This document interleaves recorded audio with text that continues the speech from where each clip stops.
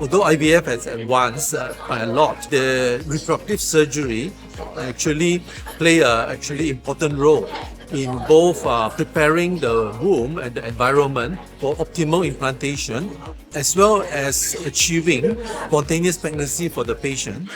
When the surgery is well done, sometimes we do not even need to resort to IVF to achieve a normal, healthy pregnancy. We have done the MIRA testing, the microRNA test, and we found encouraging results. And now they have a new test available known as the ORA testing, which is non-invasive and easy to do.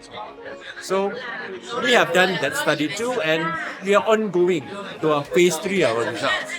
Once we get the results, we will publish it and present it to you. But as for now, my advice is I do believe that certain form of receptivity test is essential to improve our pregnancy rates.